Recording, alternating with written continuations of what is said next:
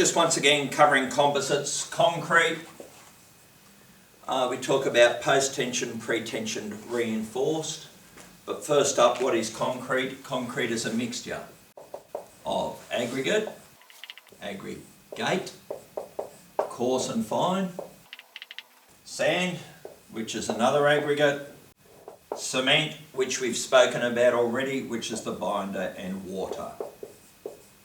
So, the aggregate basically locks together and packs together like that.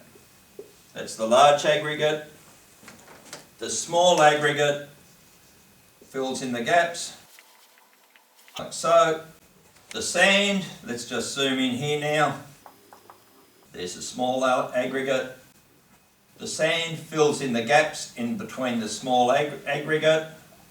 Now we'll zoom into there. There's the sand. The cement physically fills in the gaps in between the particles of sand. The technical word for the gaps is interstices. An interstice. Okay, so coarse aggregate, fine aggregate, sand, cement. The strength in concrete comes if those rocks are packed together securely and held in place so they can't move. Then you've essentially got the strength of your raw aggregate, being the final strength of your concrete.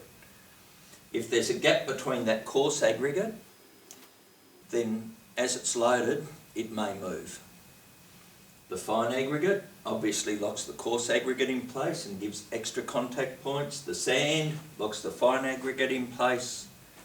The cement, when I add water to the cement, as I've spoken about, cement particles,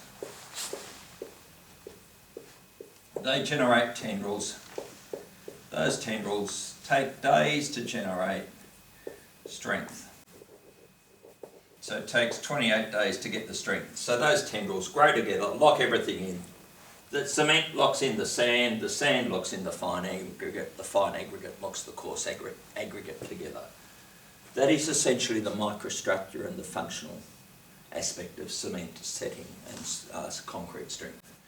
Final concrete strength does depend on water ratio, how much water you need an optimum amount to give those fibres the maximum strength.